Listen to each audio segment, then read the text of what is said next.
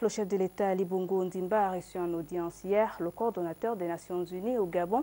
Au terme de sa mission dans notre pays, Stephen Jackson est venu faire ses adieux au président de la République et dresser un bilan de partenariat entre le Gabon et le système des Nations Unies. Prisca Mougoula pour les détails.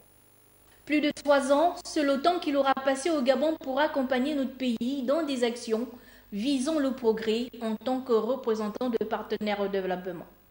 Stephen Jackson, le coordonnateur résident du système des Nations Unies, est reçu par le chef de l'État Ali Bongo Ondimba pour une audience de revoir.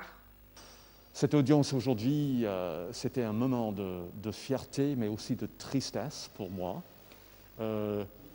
Une opportunité d'exprimer à son Excellence le Président de la République ma gratitude pour les presque 4 ans que moi et ma famille ont passé ici dans ce que j'appelle ce bijou.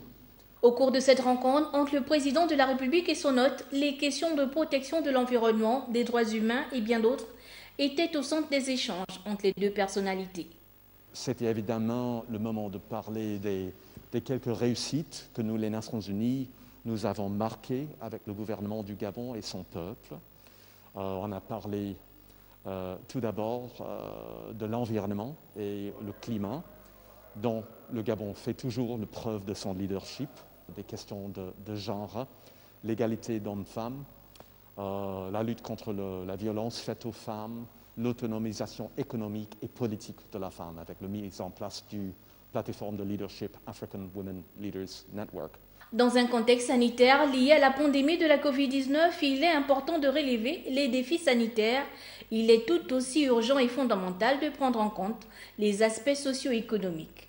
Le plan d'accélération de la transformation n'était pas en reste une stratégie visant le changement et le développement de l'économie nationale.